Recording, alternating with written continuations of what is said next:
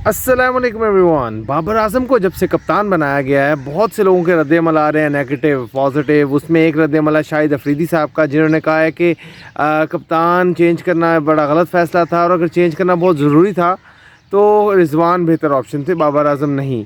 मगर अब बाबर आजम को कप्तान बना ही दिया है तो फिर मैं उसको सपोर्ट करूँगा ऑब्वियसली, और पाकिस्तान को भी सपोर्ट करूँगा। वही अच्छी प्यारी प्यारी बातें क्रिटिसाइज़ भी कर दिया और एंड में सपोर्ट का मैसेज भी कर दिया। और उसके बाद पीसीबी ने 2 स्टेटमेंट्स इशू की हैं, एक बाबर आजम की और एक शाहीन शाह अफरीदी की, जिसमें बाबर आजम कह रहे हैं कि जी बहुत ऑनर था शाहीन की कप्तानी में खेलने का और अभी वो छोटा है, सीख रहा है, और मैं कप्तानी में जब मुझे मुश्किलात पेश आएंगी तो मैं शाहीन से मशवरा कर सकता हूँ। और दूसरी तरफ शाहीन शाह का एक स्टेटमेंट इशू हुआ है कि जी मैं पाकिस्तान की कप्तानी करके बहुत ऑनर फील करता हूँ और बाबर आजम को पहले भी पसंद करता था, अब भी उसको सपोर्ट करूँगा और हम सब पाकिस्तान के लिए खेलेंगे और पाकिस्तान को एक बेस्ट टीम बनाने के लिए खेलेंगे।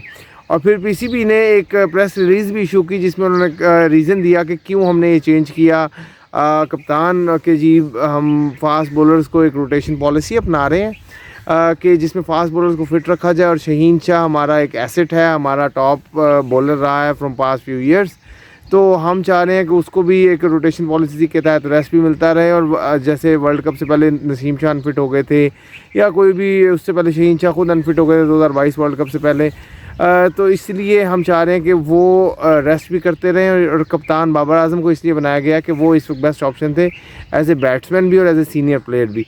तो बस एक कह लें कंट्रोवर्सीज क्रिएट की जा रही हैं बहुत ज़्यादा।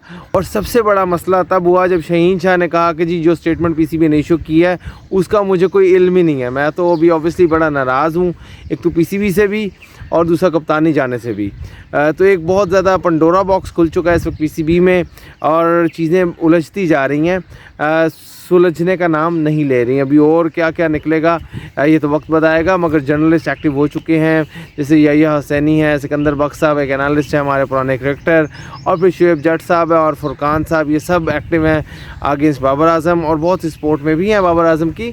सो बाबर आजम के पास बहुत से चैलेंजेस हैं इस वक्त फेस करने के लिए, और पाकिस्तान की टीम को यूनिटी में रखना इट्स अ बिग चैलेंज, क्योंकि जिस तरह की पीसीबी की हरकतें हैं, आए दिन स्टेटमेंट चेंज हो रही हैं, प्लेयर से पूछे बगैर स्टेटमेंट्स दी जा रही हैं, तो ये बहुत बड़ा मसला क्रिएट करेगा टीम की यूनिटी पे भी। अब जैसे शाहीन शाह ने कह दिया मेरा तो कोई ताल्लुक ही नहीं था उस स्टेटमेंट से, तो इट मीन्स वो खुश नहीं हैं और मसाइल चल रहे हैं। वो एक दो पोस्ट ये भी आ रही है कि all is not well in Pakistani camp at Kakul.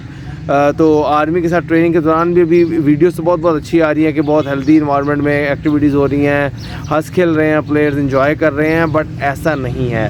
काफ़ी ज़्यादा मसाइल हैं पाकिस्तान के इस कैंप में, तो देखें कब इसको सॉर्ट आउट करते हैं। अब जब पीसीबी मिल ही रहा था बाबर आजम से तो शाहीन शाह और उनको आमने सामने बिठा के चीज़ों को रिजॉल्व किया जा सकता था, बट ऐसा नहीं किया गया और ना ही अभी तक वाइस कैप्टन अनाउंस किया गया।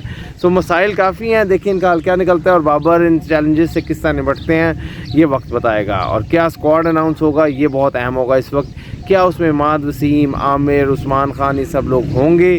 बाबर ने जो पहले गलतियाँ की अपनी कप्तानी में उनसे सीखना पड़ेगा और जो बेस्ट प्लेयर्स होंगे उनको सेलेक्ट करना पड़ेगा, ना कि फेवरेट अपने प्लेयर्स को सेलेक्ट करें जैसे नवाज़ थे या खुशदिल शाह पहले खेलते रहे या आसिफ अली खेलते रहे।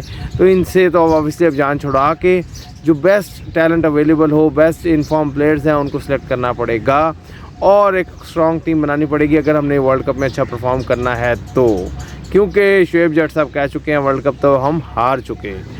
तो देखते हैं अब क्या होता है, इन कंट्रोवर्सीज़ का क्या हल निकलता है, अपने नेक्स्ट व्लॉग में ज़रूर डिस्कस करेंगे। So stay tuned.